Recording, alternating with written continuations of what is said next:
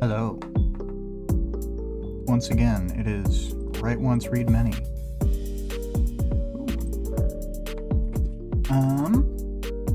Let's see here. Getting the link out.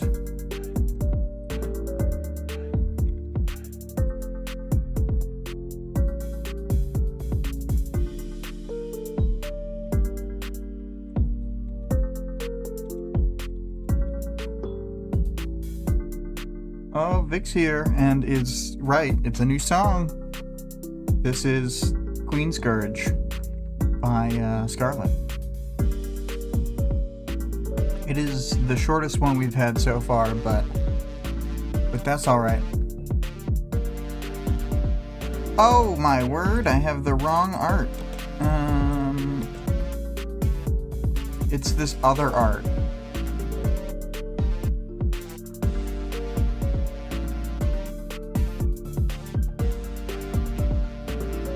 Yes, line art spoilers for what the other art is gonna look like later.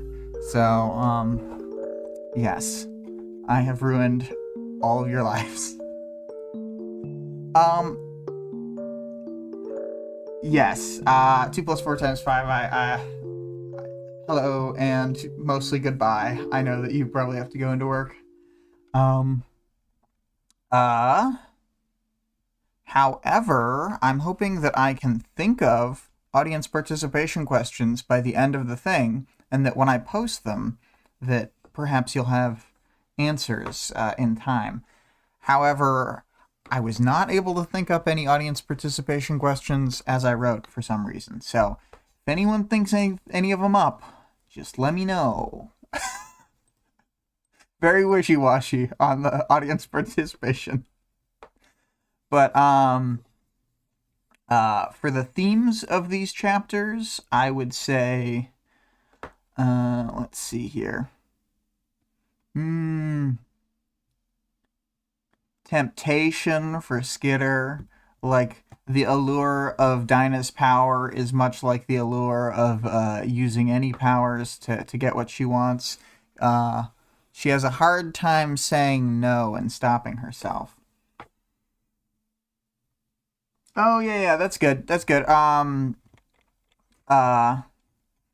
So, bouncing off of your idea, saying something about what you do with Dinah's future sight power, that's a good basis. We'll say, what...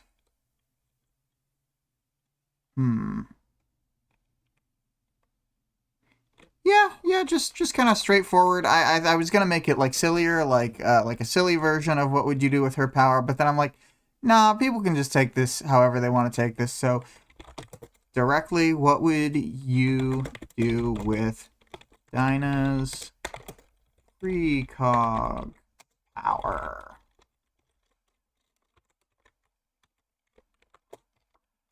Boom.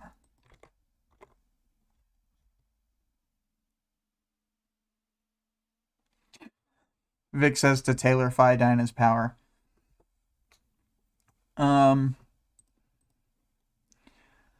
Yeah, I don't have like a good coherent set of themes for these chapters between the two. Like the first chapter and then the first half of the second chapter kind of all align around Dinah and whatever, but then the second half of chapter 2 is just like completely its own thing. It doesn't feel disjointed, I just mean like thematically they don't kind of all line up to one thing. But anyway, jumping into 18.1, the arc begins where arc 16 ended. Oh, I gotta switch over to the fully formed. Yeah. The arc begins where arc 16 ended, to the point where that it starts with Skitter responding to Tattletale's question. So the last 2 lines of the previous, of 2 arcs ago. On a scale of 1 to 10, just how bad is it?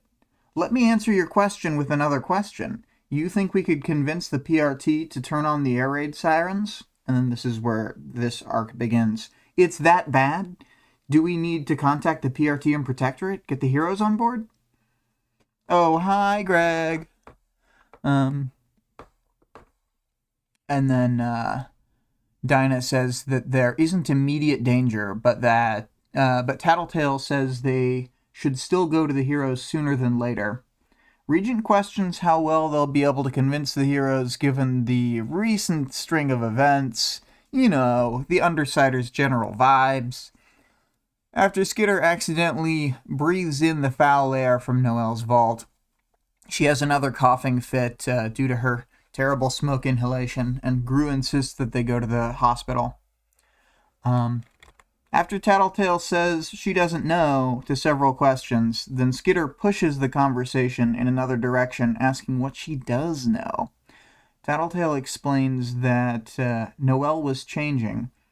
The travelers thought she might be turning into an Endbringer and had been trying to find a way to change her back, but she doesn't think that that's actually likely to be the case. She can't rule it out either. I gotta say, when I was first reading this, I was like, still vaguely like, maybe this is the process that created the other Endbringers, though. But then I thought back further to Arc 15 in Alexandria's chapter, and I was like, no, because Cauldron doesn't really seem to have a bead on what the Endbringers are or like why they're here. And they were surprised by it too. Whereas Noelle takes like over a year to sort of grow to the stage she's at now. And I mean, like, Behemoth just sort of pops up. Same with Leviathan, and the Seamer just sort of descended from space. So yeah.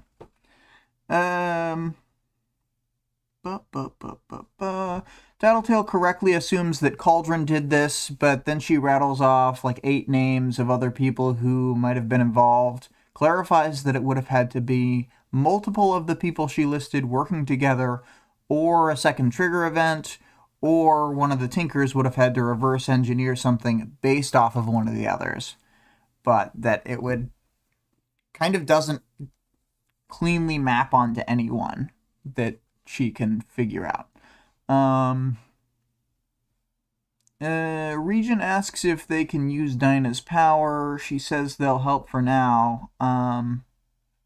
Or she says she'll help for now, because she's right there with them. And she lets them know that she's going to start going through withdrawals soon. And she starts kind of having a problem already, talking about how she can already see the future of herself being sick, and the future sight makes it almost as though she was already sick because she sees so many different variations of it happening so soon. They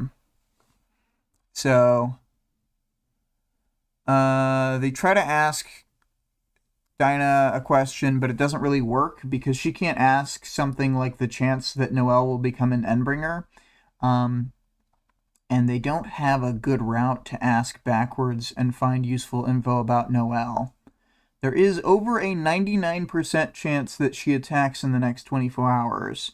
Dinah can't see forward to the possibility that someone defeats or kills Noelle, but they're not fully sure what that means either, so...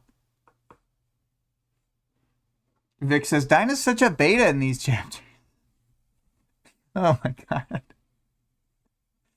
god. Skitter's worried about the way Dinah speaks, sounding like weird and formal, thinking that she was around Coil too long. And Tattletale had been planning to change their territories around, but is hesitant to follow through right now. So Gru has the idea that they should get in contact with Ballistic. Tattletale says she'll reach out to him while they go to the hospital. And she also says she wants to set this up as her new base of operations, the main Coil base where he kept Noelle previously. Vic says, I would have maybe asked, what's the likelihood Noelle gets, like, really, really, really big? Which, yes, I would say 100% chance that she gets, like, really, really, really big. There's a page break here, and it moves on to Skitter, Gru, Rachel, and Dinah heading to the hospital. Gru is driving one of the trucks from Coil's base, and Dinah precog finds the right thing to say to get to pet a dog. She knows she shouldn't ask to pet Bastard because it will make Rachel mad, but Skitter gives Rachel advice to socialize her dogs with other people, and she decides to let Bentley sit with Dinah and teaches Dinah how to let a dog sniff you before petting it. Vic says, "What's the likelihood Noelle starts attacking people in a bi-monthly manner?" Oh my god. There's so many useless questions we could be asking right now.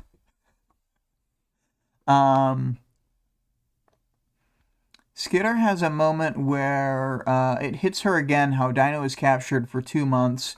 She doesn't think of the exact timeline, but from what I can gather, she was a prisoner from April 14th to June 20th, which is the current date in the story. They get there, and Skitter asks the chance there'll be trouble inside. Around 15%, so not super high, but when there's trouble, it's Skitter causing it. So this gives her pause, and she says she'll try to be good.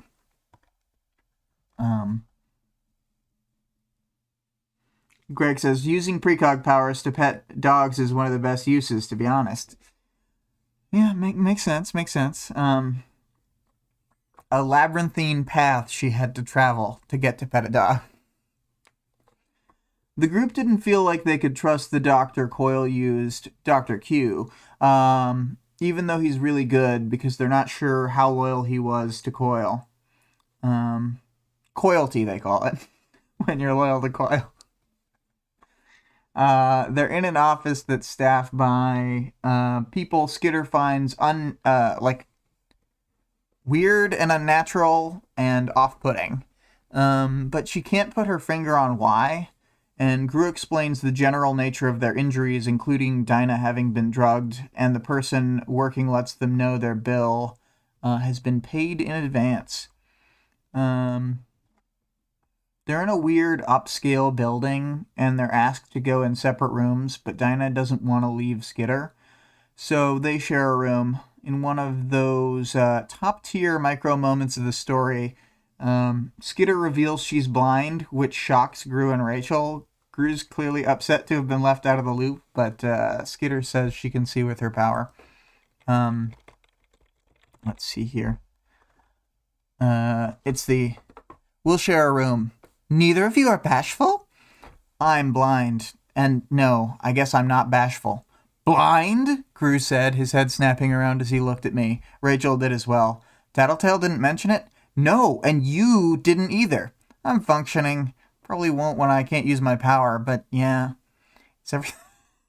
Yeah, and I just... Yeah. It is a crazy thing for a nurse to ask. I mean, I feel like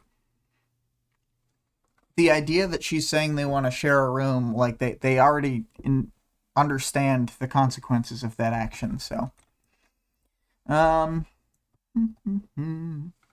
Let's see here. Going to his hospital room, Gru says they can talk about it after. Dinah's already starting to get a headache, but she knows she'll start to get full withdrawal tonight. She offers up asking more questions again while they still can. Skitter tries to assess if they have any more leads on the end of the world, like what it's like. Coil was seemingly devoting most of his questions to his day-to-day operations, and only a few questions went to stopping the end of the world. During their conversation, Taylor takes off her costume. "I guess he figured he'd be around long enough to figure it out." Which Dinah does not reply to. Asking for the updated number on the chance the world ends, she gets a 97.79 as the going figure, so it has gone up, which is alarming to her. Taylor wants to get all the details she can, and Dinah says, "People are spread out. I know you're there. You're different, but you're there." And the time period that's the most chaotic and, important isn't visible to Dinah because there's too much concentration of the kinds of power she can't see through. Yes, 5 big groups, lots and lots of capes from all around the world, and armies. Coyle asked a lot about that. He wanted to know about his chances for survival, or the total number of casualties if he focused on one area over another. So, to elaborate on the full quote, Coyle had initially tried to find a way to stop what's going to happen, but nothing he did changed the numbers very much, so he switched focus to finding where he could allocate his resources to impact most. Dinah doesn't really have any clue what sets the ball rolling on all this, though.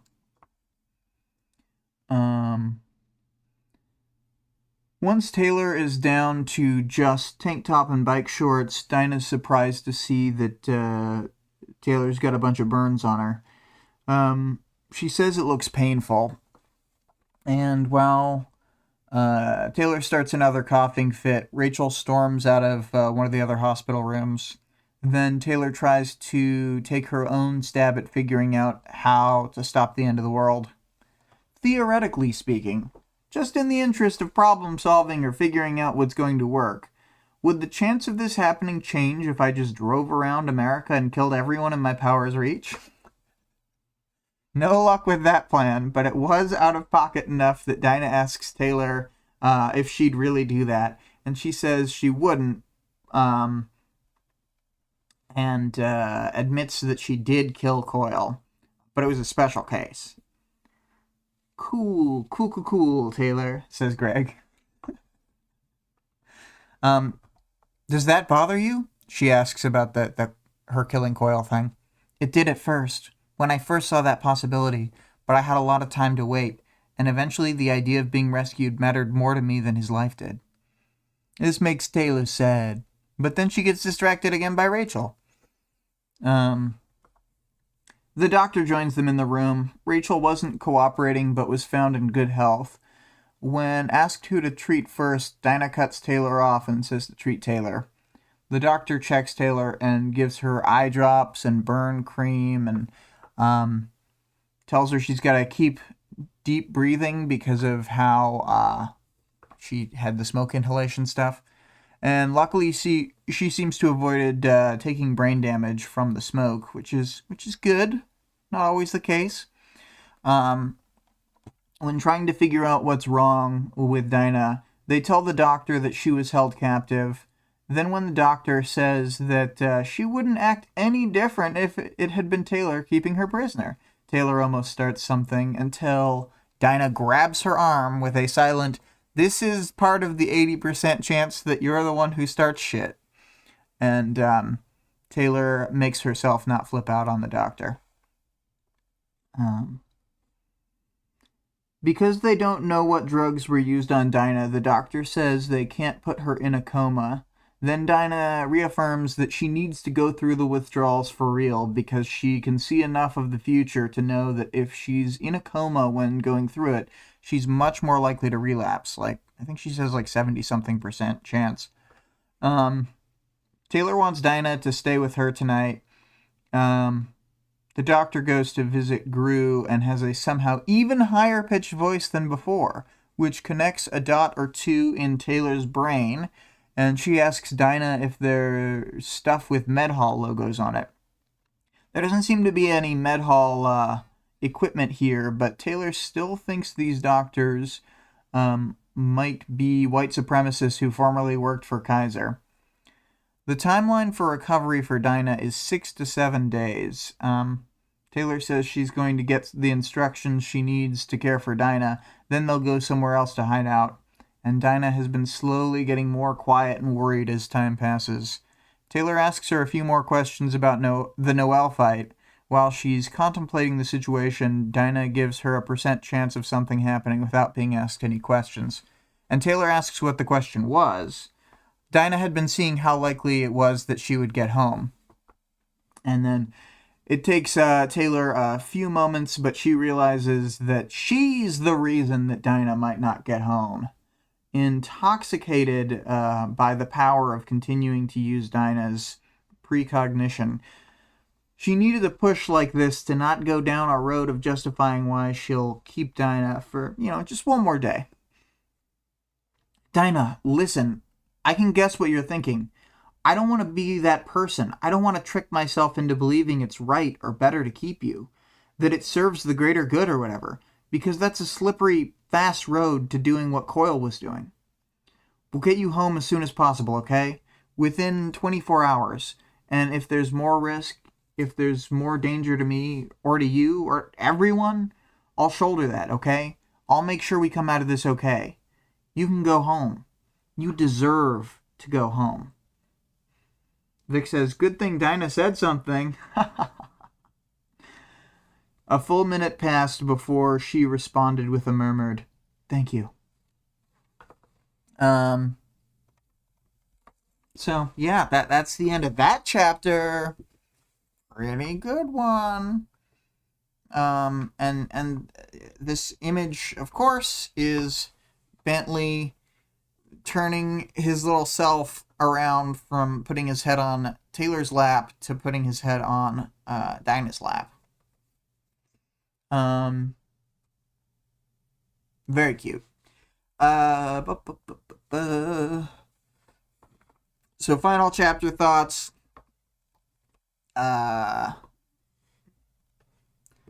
This is like some of the first real characterization we get from Dinah, and she is having, a bad time, clearly, but I think she's really interesting, and especially later on when we, spoilers, we'll get to see her again in the future of the story. She is much more sort of grounded and determined, etc. But she doesn't really have that going for her yet because, drugs, lack of drugs, these types of problems. Let's see here. My dog wants inside. My dog who looks like a little tuxedoed Bentley.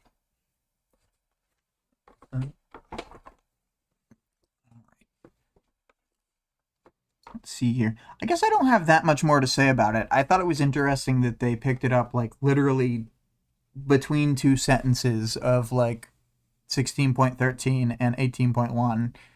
It's just the response to that rhetorical question. Vic says she's way cool when she has agency. Yeah.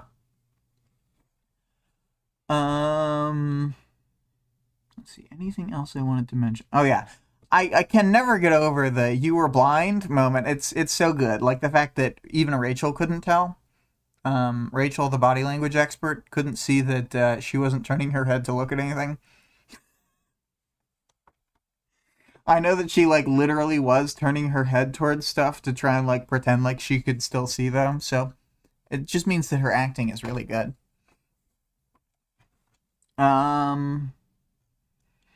All right, well, if I have any more thoughts, I will get back to them. But for now... Vic says, it's because she acts so baseline creepy. Yeah, probably. When she does have sight, yeah. Or all the time. She's just all the time creepy. Getting into 18.2, we go from the weird villain hospital to the car ride taking Dinah home. And Dinah is getting pretty frantic at this point. It's just Taylor and, well, it's just Skitter and Dinah because she's stoomed up again. And they have some driver from the hospital, and they're in a car rather than one of, like, the coil trucks. So they're going to her parents' house. And she thinks that her parents aren't going to want to take her back. They had been scared of her powers before she was kidnapped before. Skitter's actively pushing back on this idea, but Dinah says she looks like shit, she hasn't been eating, she isn't even human anymore. I don't know why, but when she was like listing the things that were bad about her, I just kept thinking of Santa University, where it's like, Dan Santa, who looks like shit and can't read. Those are his main character traits that they tell him every time he's in a scene.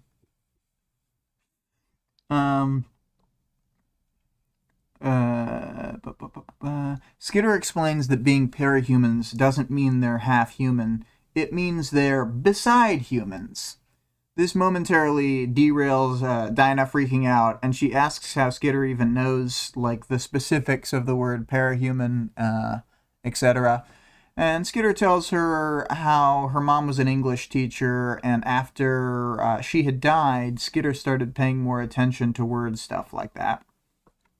Dinah asks if she's an orphan. Skitter says that her dad is alive, but they don't have much contact. So Dinah tells her that she should get back in touch because her parents are important. This is a great lead-in for her to talk about how her parents won't take her back. As she finishes, the next sentence or two, then Skitter gets worried Dinah's going to throw up again, and she's already holding her braid to keep it out of the way of Dinah's bucket that she's got on her lap. Skitter checks in on her pain level, and Dinah says, she doesn't give a proper answer at first, just saying, it'll end later. After asking her again, Dinah admits that it hurts all over and the painkillers didn't help. Skitter seemingly knew that because they could only give her really low-strength stuff, it would probably be the case.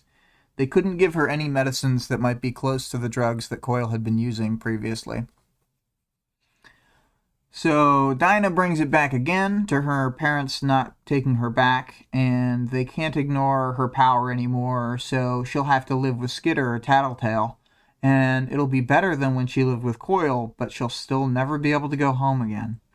When Skitter realizes that Dinah is trembling, she tells her that this is all just like the withdrawals and the drugs talking. As much as they calmed her down before, they're gonna rattle her and make her anxious now.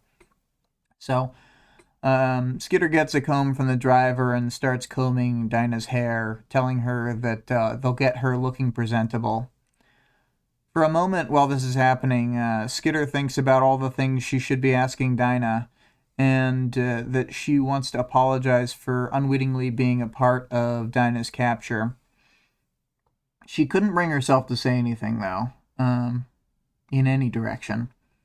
So hair combed and braided, Skitter starts holding it out of the way again as Dinah has one last puke attempt. With nothing left in her stomach, nothing comes up. So, as she pulls it together from the nausea, they arrive at her parents' house, and she's kind of freaked out when the car stops too.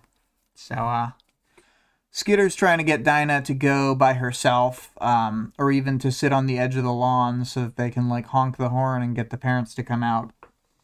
But instead, she wants Skitter to go talk to them first to make sure that they want her back. Skitter decides it's best to do this and not argue on this, so she goes to the front door and tries the doorbell, which doesn't work. And after she uses a heavy knocker, the parents wake up. So she knocks again to get them going toward the door. And the dad picks up on a skillet on the way for a weapon like he's Paula from Earthbound, but when he actually gets to the door and realizes that Skitter is there, the dad makes the correct call that this is in fact not Earthbound and he shouldn't take a swing at her. So Skitter tells him that she's not here to scare him or anything, that she's actually brought Dinah back. And the man yells for his wife, and she joins them at the door. Thinking this is a shakedown, he tells Skitter that they don't really have anything valuable, but she can take whatever she wants. And Skitter's like, no, I'm just bringing back Dinah. The man who took her initially died, and now she can take him back, or take her back. So warning them before she goes back to Dinah, she tells them that she was a captive and was drugged to be used for her power. And so Dinah's dad realizes that she's an addict now after Skitter says no narcotics, painkillers, or tranquilizers, possibly for the rest of her life. And then confirming that he's right, also goes on to tell them that Dinah's malnourished and going through the withdrawals, and she's scared. So, the dad asks to confirm Dinah has power. Skitter says yes, then brushes off explaining further.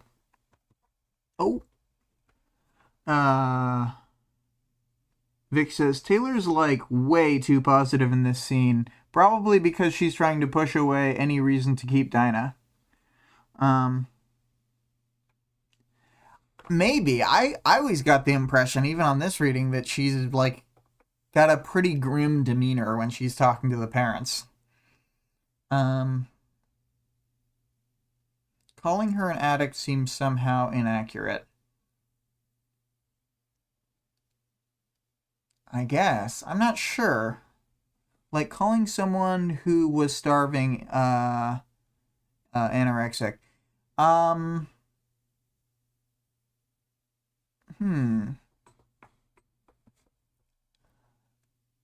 Yeah, but I mean,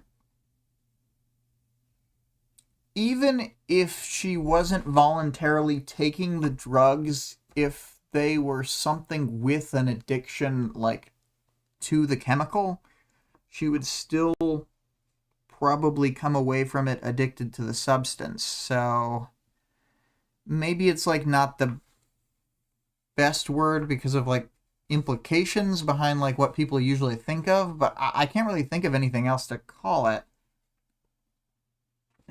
Greg says the wordier, but Vic says the positive part was about in the car.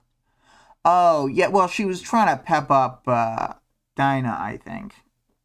And the Greg had said earlier, and I missed it. Sorry, I almost killed your boy. Anyway, here's your daughter. She's an addict now. It's not their boy, it's their nephew.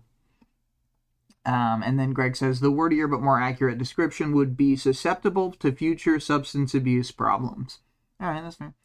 Vic says where she's telling Dinah everything's going to go great with your parents. They love you.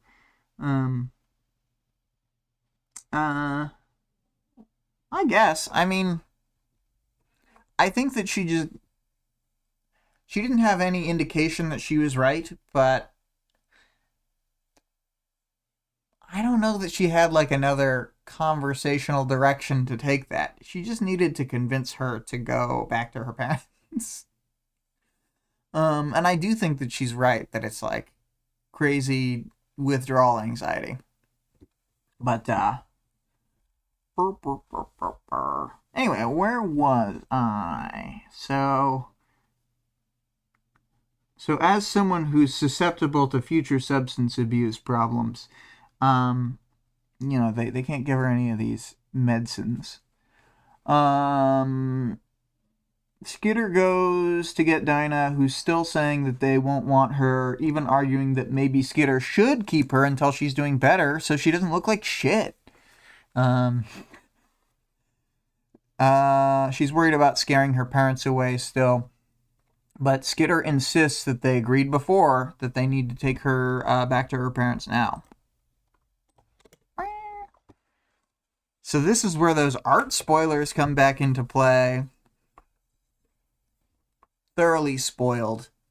Now there's no point in even looking at this image. So Skitter takes her hand and walks Dinah toward the house. Dinah's mom and dad run to meet her and hug her on the lawn. Skitter thinks about how this is a rare thing for her, seeing a family intact and functioning, she says. But I mean, I think she just means like the whole family's alive. Isn't that crazy? And then let's see here. As she goes to leave, the dad calls out a thank you, and Skitter kind of whispers to not thank her, like a total edgelord, but she also clearly hopes that they didn't actually hear her when she said it. Don't thank me. I'm too hardcore. Vic says, they're all alive and they're next to each other. Heart. This is better than she's used to seeing.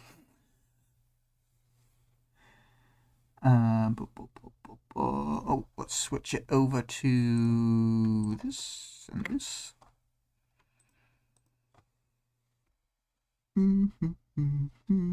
So Skitter still feels weird about this, but not too bad anymore. Thinking about the future, she already has the idea that her real atonement for this will take a lot more effort, and not using Dinah's power to tackle her problems is a big part of that. Getting back into the car, Skitter finds that there are 2 pieces of paper left behind, but she can't tell what's written on them yet, and will have to ask for help reading it later. Vic says later down the line she's going to think, seems like they should have been more appreciative about me saving Dinah. Yeah. Did I even get a thank you? They literally thanked you.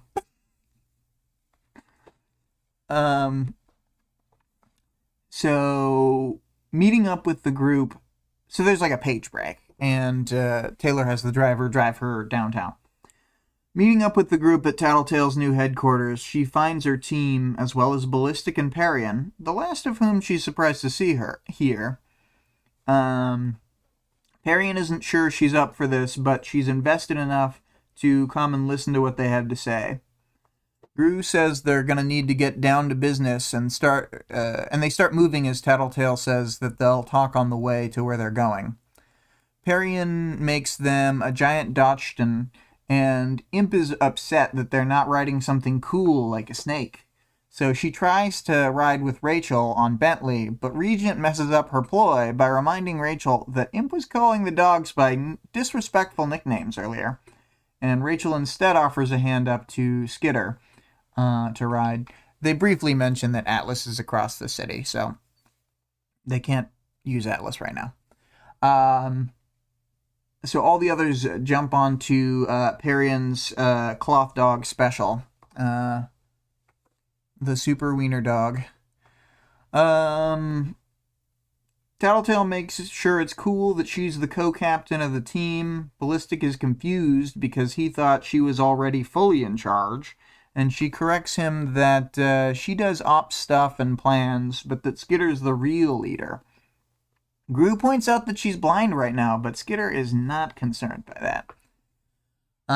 Ballistic tells them Noelle's going to be super hard to fight.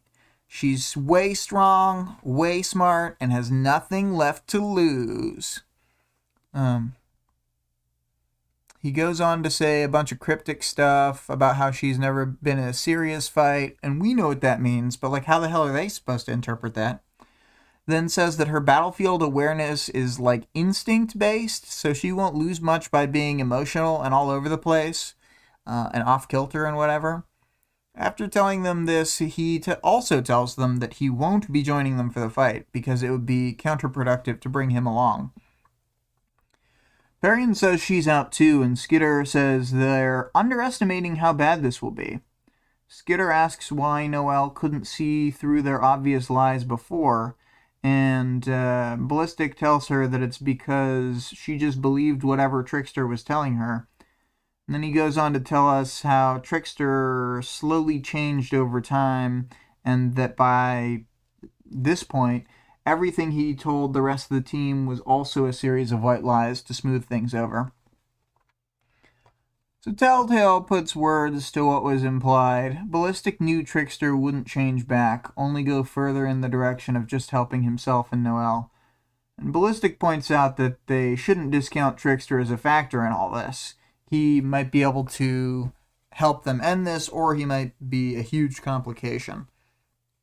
But upon being pressed, he finally tells them the important bit, like the part that I would have told them first, that when Noelle gets a hold of people, she makes clones that have their minds all twisted, both to act on their worst impulses and to want to kill people that the original had loved. And like, you know, the fact that she can make clones with powers seems pretty important for a fight, to know that clones with powers are going to be... Regent insists this means they'll be fighting evil twins. Nobody really rebukes this or like gives him the time of day. They just move on. Oops. Let's see here. So,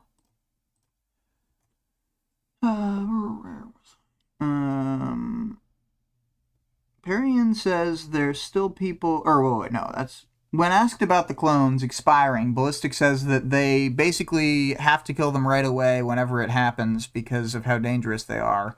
Perian says there's still people, which Ballistic rejects out of hand.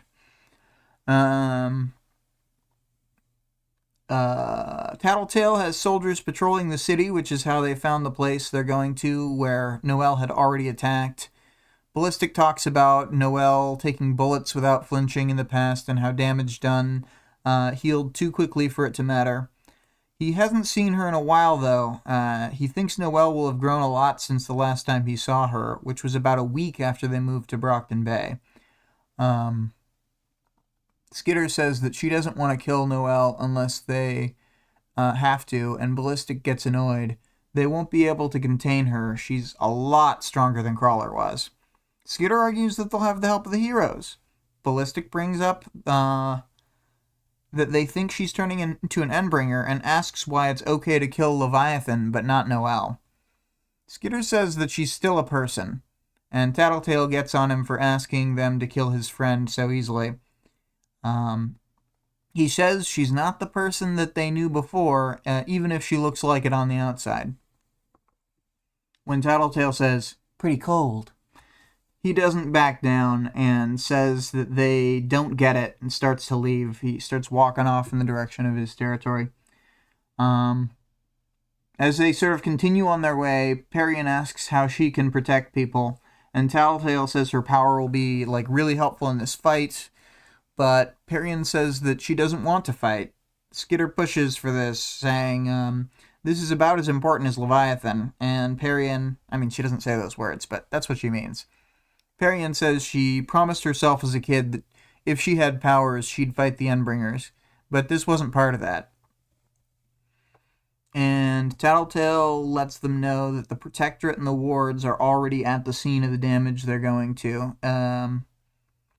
Skitter says they'll need the help of the heroes, and they need to avoid confrontation. Regent says it's not going to work, but isn't invested enough to do more than just say. So as they get there. Undersiders, Miss Militia, you do this? Indirectly, but not really, no. I don't know what that is exactly. I find that hard to believe. A hell of a lot of damage. Reports of howling, eerily similar to the reports we've had for Hellhound's animals. And let's not forget your penchant for kidnapping the good guys. Shadowstalker, Pigot, Calvert. Vista. You're talking about Vista. She has to size up the group and see who's not there. So yeah, that's the dun-dun-dun at the end of the chapter, is that Noelle, seemingly, probably, already has Vista. And this is pretty powerful to make clones, but we'll see how that turns out. So, Vic says, on 12-year-old one 12-year-old saved, another 12-year-old kidnapped. The circle of life. Yeah.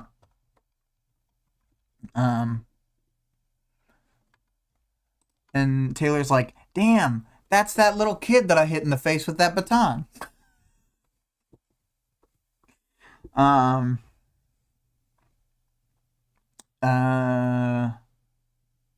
Final chapter thoughts. I think the car ride to Dinah's parents, I think the first half of this chapter, despite being very short, is packed with as much interesting, well-written stuff as most of the longer, also good chapters. I think it's just really dense with high-quality material. I was trying to not just pull tons of the conversations, because I did pull out a bunch from the first chapter, and I knew that I was pulling out the whole sort of ending sequence. So I didn't really use direct quotes when I was talking about the car ride, but it's just, I think it's really well done. I think that her sort of spiraling problems it just felt like a real response, even though it's a super crazy situation. So, more claps for Wildbow. We think he's pretty good. Good at this whole writing thing. Other chapter thoughts. Not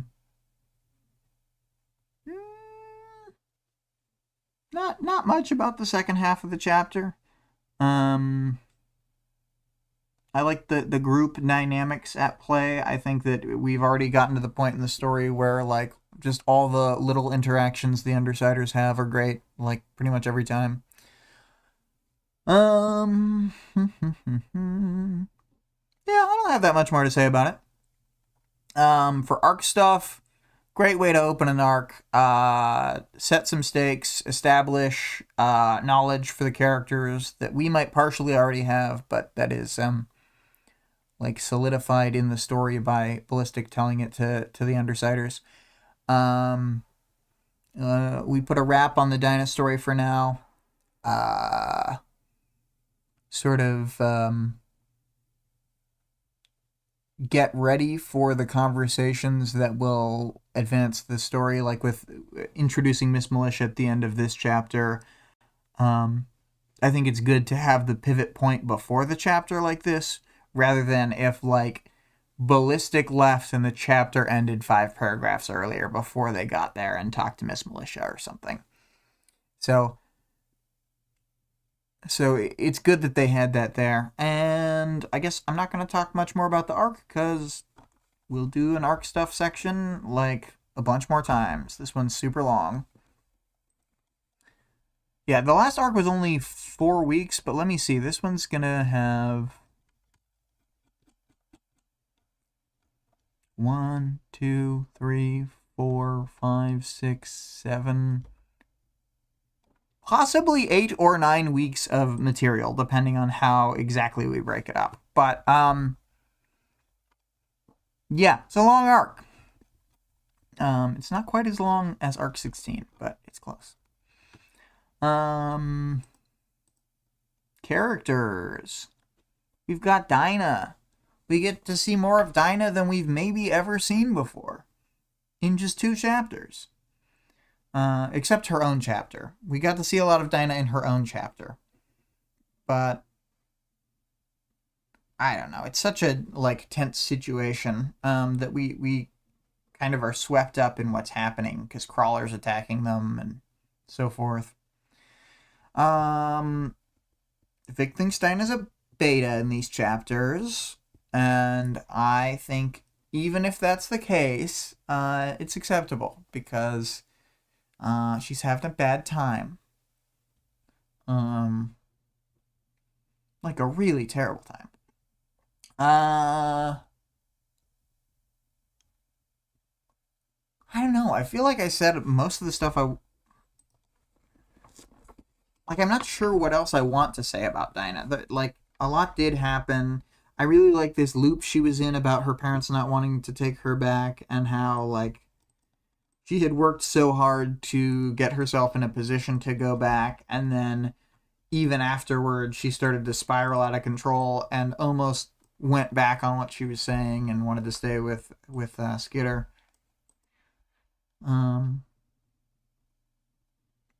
Pretty good, interesting, desperate character writing. Moving on to Rachel. I mean, if people got more to say about Dinah, definitely say it. I'm having a hard time, like, coalescing my thoughts around it because so many things happen. It is funny how Rachel is not willing to work with the doctors and storms out of the room. And it's a nice moment of camaraderie when she offers the seat to Skitter on Bentley. Let's see here. For Brian, Brian is not super happy with Taylor right now because of not taking care of herself, not telling him that she's blind, like basically lying through omission about the extent of her injuries, etc. Because, she's been blind for, like, from the bombing, which was maybe, like, 18 hours ago up to now. So they did the fight against the mercenaries where there was the fake skitter, the meetup where they actually killed Coil, and, like, all the time in between, and he never was able to pick up, and she never mentioned that she was blind, so he's upsetty, but they'll talk it out later. Taylor wasn't really paying that much attention to him this chapter. These chapters. She was distracted, and she often doesn't think of people who are important in her life. Alec, he doesn't get that much, but he gets in some quips in both chapters, some classic little Alec moments. Moving on to Lisa. No, I'll put Aisha first. Aisha, basically just the same as Alec. Just gets in a couple quips, tries to play nice with Rachel to get to ride on the dog and be cool, and not the... She wants to ride on Cool Dog, not Long Dog. And, yeah, then her little interplay with Alec is pretty funny there. But yes, Lisa.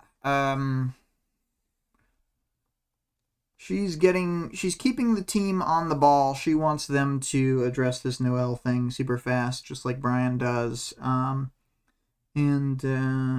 She's coordinating things. I don't think we learn any character stuff about her here.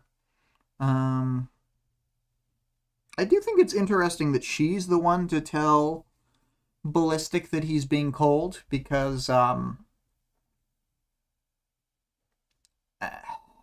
there's a lot of cold things that she would do also, is I guess my point. But that doesn't really matter. She can just tell him he's cold anyway. Moving on to Ballistic himself, to Luke. He's like, I don't know. He is the same Luke we knew from Arc 16, and Arc 15, because it's Arc 15 where he and Taylor go together to Perion's territory. But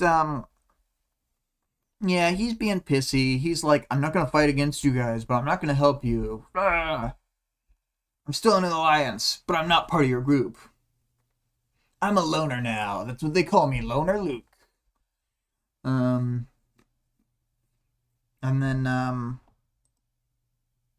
he leaves. He goes back to his territory. And later they'll be like, damn it, we need to collect him. We have to cross the city to collect this idiot. And then Perion's there, Saba. And she is worried about fighting. She doesn't want to fight, and she's sort of coming up with an excuse why she can't fight. And when she realizes that the heroes are at the site that they're going to investigate, she's like, crap, I shouldn't have even come here. In less words. We'll get to see her weird interactions with Flechette next chapter. Miss Militia and other heroes. They were already investigating the thing. Vista's gone, and they definitely think that the Undersiders kidnapped her. So, you did this, they shout. But they're there for like 2 paragraphs, so not a lot happens. Moving on to the powers, knowledge, and world building. I don't feel like there was a lot of world building or powers knowledge learned in these chapters, frankly. Other than snakes, Perion can't make snakes. There may be snakes. there's too much wear and tear if she has a whole thing rubbing along the ground rather than walking like feet motion. So it's better to do feet.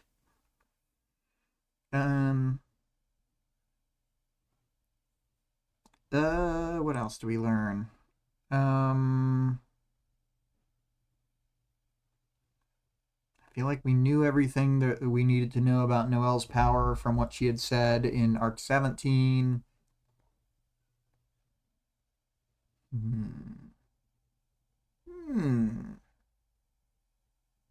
I guess just the fact that there's a second supervillain doctor that was probably Empire 88 affiliated is like knowledge, but that's something we kind of could have extrapolated from the fact that Kaiser owned a medical company.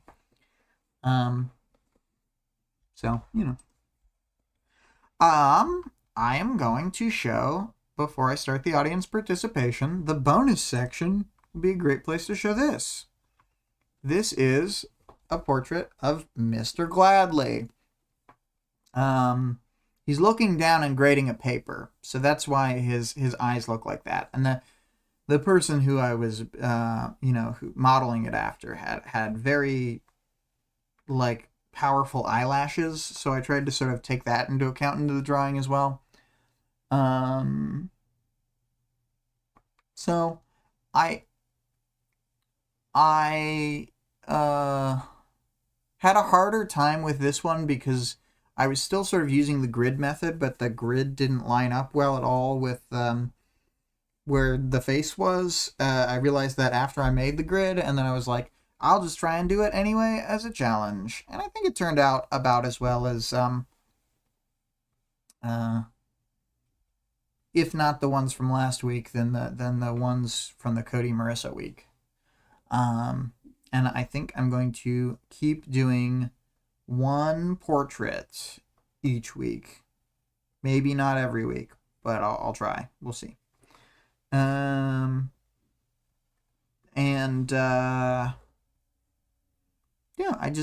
thought that he would kind of... The first model I used was too happy, and this one was kind of like a medium because I couldn't find a stock image of a young, like, teacher man that wasn't, like, smiling, basically. I couldn't find a dour teacher, which is what I would have wanted. I would have been like, this is the look on his face when he left Taylor behind in the hallway. But now I'm like, this is the look on his face when he's grading a paper and not paying attention to the fact that people are bullying Taylor in his class. Mr. Gladly, everybody hates him, but when I think about Arc 8 and the fact that Leviathan killed him, I'm like, damn, that's actually sad.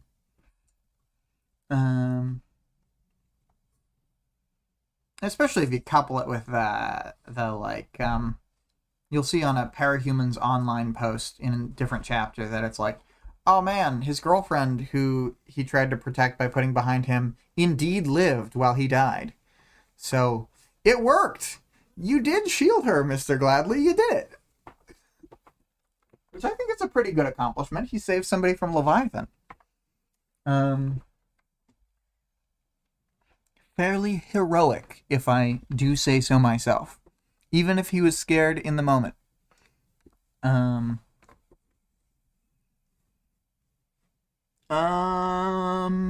then audience participation. The question was, as we heard at the beginning of this stream, what would you do with Dinah's precog power? Or tailor up Dinah's power? 2 + 4 × 5 says, if we assume I'm the only one with powers, then I might try to get into politics, like by predicting who would win and possibly trying to alter the results, or becoming a campaign manager for the best candidate, or something else that'd help better the world. Although maybe I'd need to get into betting first so I could collect some funds. If this is on Earth Bet, then I might join the Wards or the Protectorate or whatever hero group, because otherwise the PRT's Thinker Branch might catch me doing villain shit. Yeah. Watchdog. Watchdog's gonna get you. That's the anti-thinker branch of the PRT. Arf.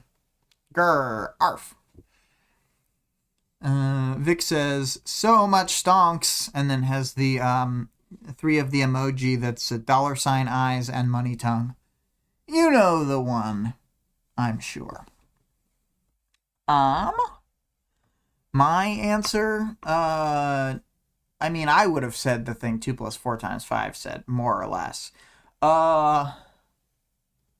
And yeah, you pretty much have to join, like a strong group in EarthBet. It doesn't have to be the PRT, but, people will just always be trying to nab you, like what they do to Tinkers, but way more.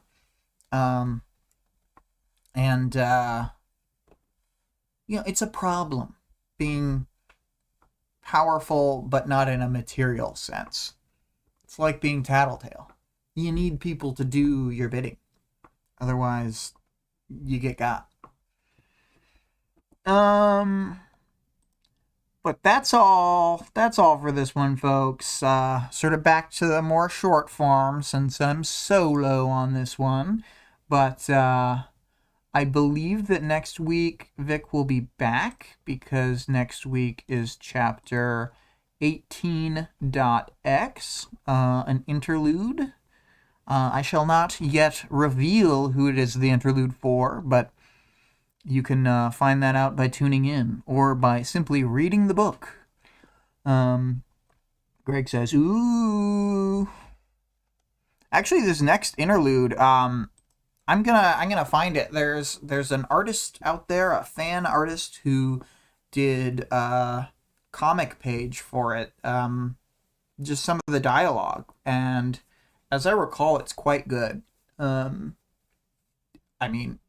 It's a totally different style than anything that Vic or I do, if I'm remembering right. But just cool fan art. We love some cool fan art. That's what we're here for, really. I don't have next week's audience participation, so I'm going to jump into the outro. This week's new song is Queen Scourge by ScarlettXOX, who can be found at twitch.tv/Scarlett_Rogue. Scarlet with 2 T's, Rogue, ROGUE. Our Discord server link can be found in the description, as well as the channel description. The author of the work being discussed can be supported on Patreon at patreon.com/Wildbow. The full text of the work is available for free online at parahumans.wordpress.com. And there is also a fan-made audiobook of the entire work at audioworm.rain-online.org. So yeah, that's all. I'm gonna let the rest of the song play out and then cut stream.